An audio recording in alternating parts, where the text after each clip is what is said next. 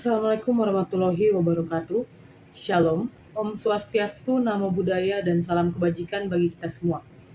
Perkenalkan, kami dari kelompok 7 Hukum Perusahaan kelas M akan menjelaskan terkait rapat umum pemegang saham atau RUPS dengan susunan anggota kelompok sebagai berikut. Pertama, saya sendiri Audrey Renata Lohandana Sution dengan NIM belakang 341 sebagai moderator. Lalu dilanjutkan oleh Aurel Endra Faran Araharjo dengan NIM belakang 437 akan menjelaskan terkait pengertian dan dasar hukum dari RUPS itu sendiri. Lalu Fahrina Diva Aulia dengan NIM belakang 314 yang akan menjelaskan tentang fungsi RUPS. Kemudian Zuhana Ramadhani Putri Haryanto dengan NIM belakang 333 yang akan menjelaskan tentang tata cara pelaksanaan RUPS. Selanjutnya Joshua Hutapea dengan NIM belakang 179 yang akan menjelaskan terkait quorum RUPS. Dan terakhir, Amira Sajida dengan NIM belakang 524 akan menjelaskan tentang jenis-jenis RUPS. Semoga bermanfaat dan selamat menyaksikan. Yang pertama, saya akan menjelaskan pengertian dan dasar hukum RUPS. RUPS atau Rapat Umum Pemegang Saham merupakan salah satu organ utama dalam perseroan terbatas yang memberikan sarana bagi para pemegang saham untuk menggunakan haknya dalam menentukan kebijakan dan arah perusahaan.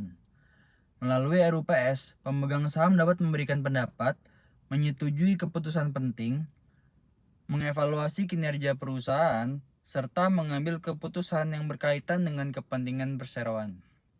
Karena itu, RUPS sering dianggap sebagai forum tertinggi dalam pengambilan keputusan perusahaan. Secara hukum, pengertian RUPS diatur dalam Pasal 1 Angka 4 Undang-Undang Nomor 40 Tahun 2007 tentang perseroan terbatas yang menyatakan bahwa RUPS adalah organ perseroan yang memiliki kewenangan yang tidak diberikan kepada direksi ataupun dewan komisaris dengan batas yang ditentukan oleh undang-undang dan anggaran dasar. Dasar hukum pelaksanaan RUPS terdapat dalam Undang-Undang Nomor 40 Tahun 2007 tentang perseroan terbatas, khususnya pasal 75 sampai dengan pasal 91.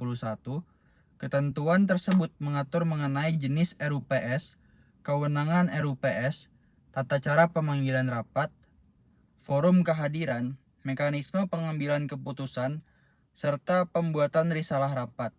Selain itu, pelaksanaan RUPS juga berpedoman pada anggaran dasar perseroan yang mengatur ketentuan teknis penyelenggaraan rapat sepanjang tidak bertentangan dengan peraturan perundang-undangan.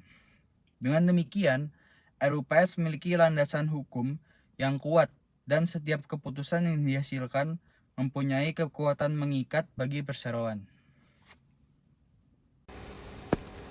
Baik, lalu yang selanjutnya, sekarang kita akan memasuki ke pembahasan mengenai fungsi dari RUPS atau Rapat Umum Pemegang Saham dalam sebuah perseroan terbatas. RUPS sendiri merupakan organ tertinggi dalam PT yang memiliki beberapa fungsi utama.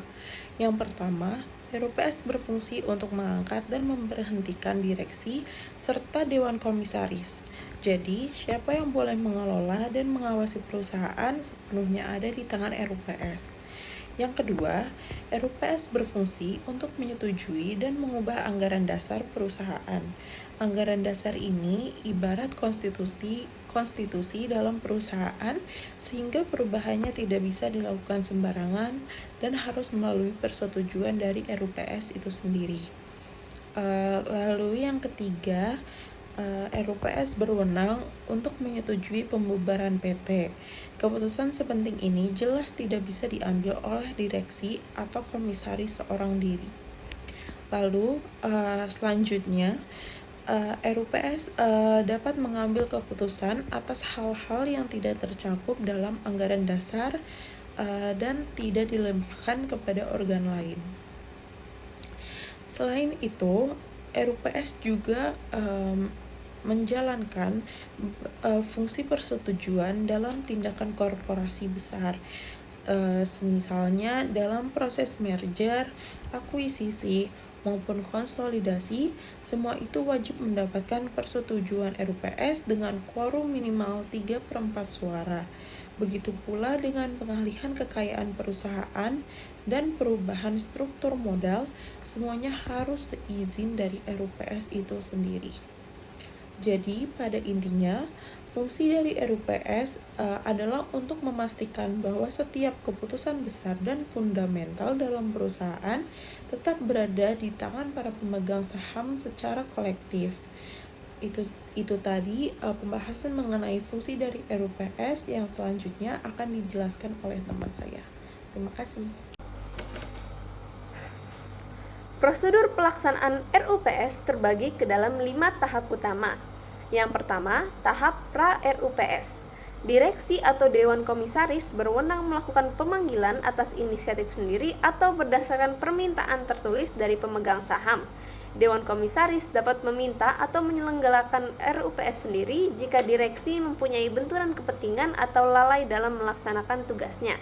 Satu atau lebih pemegang saham bersama-sama mewakili 1/10 atau 10% dari jumlah seluruh saham dengan hak suara yang sah. Jumlahnya bisa lebih kecil sesuai ketentuan di anggaran dasar.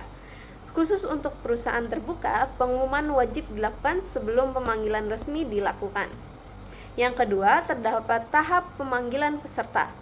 Surat panggilan harus dikirimkan paling lambat 14 hari sebelum tanggal RUPS diadakan, namun hari panggilan dan hari rapat tidak dihitung.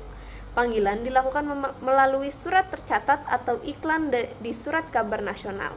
Jika direksi atau komisaris menolak atau lalai, pemegang saham dapat mengajukan permohonan ke Ketua Pengadilan Negeri setempat untuk mendapat penetapan izin menyelenggarakan RUPS sendiri.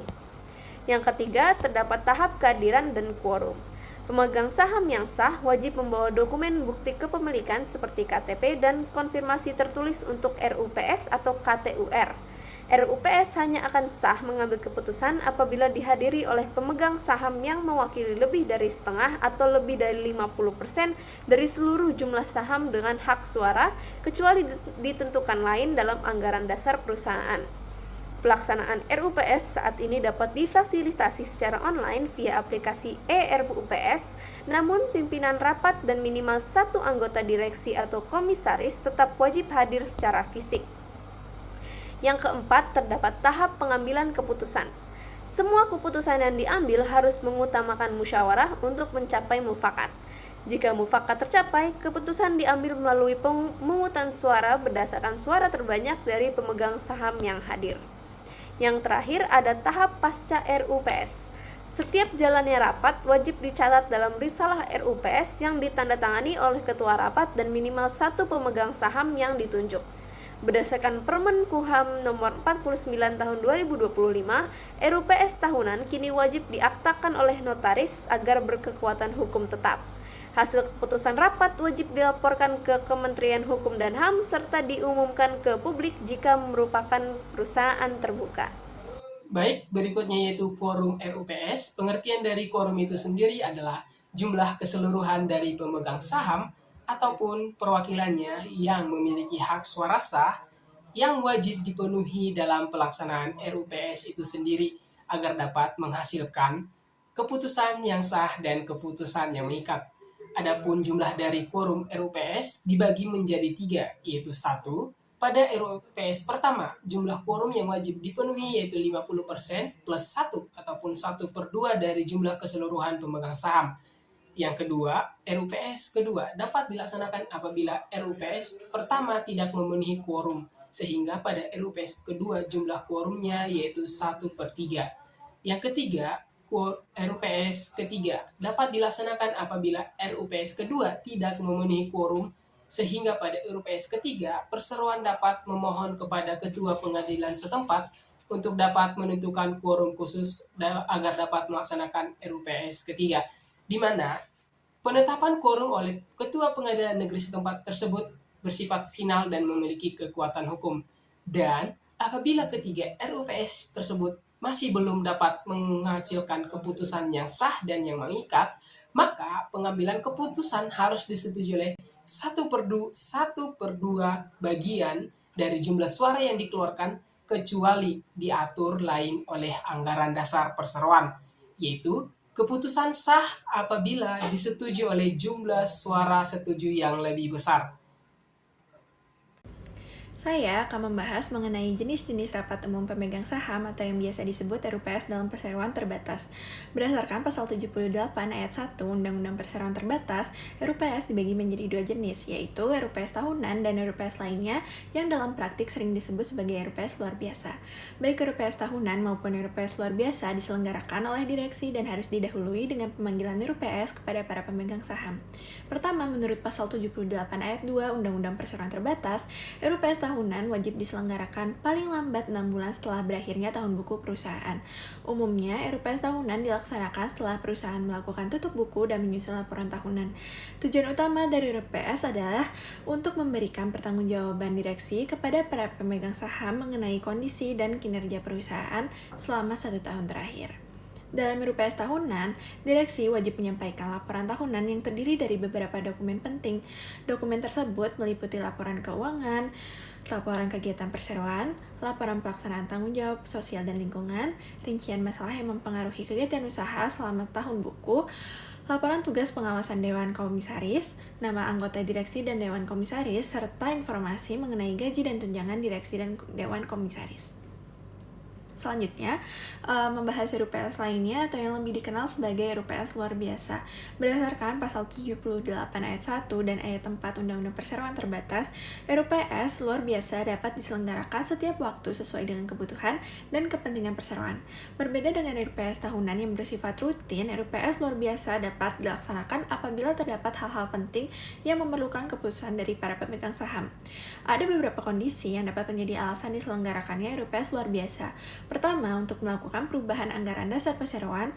Kedua, untuk menyetujui berbagai aksi korporasi seperti penggabungan, peleburan, pengambil alihan, maupun pemisahan perusahaan. Ketiga, untuk memutuskan persetujuan pengajuan permohonan pilot. Keempat, untuk menyetujui perpanjangan jangka waktu berdirinya perseroan. Dan yang terakhir, untuk memutuskan pembubaran perseroan. Dari penjelasan tersebut dapat disimpulkan bahwa terdapat dua jenis RUPS dalam perseroan terbatas, yaitu RUPS tahunan dan RUPS luar biasa. RUPS tahunan wajib dilaksanakan setiap tahun untuk membahas laporan dan kinerja perusahaan, sedangkan RUPS luar biasa diselenggarakan sewaktu-waktunya untuk mengambil keputusan penting yang berkaitan dengan kepentingan perseroan.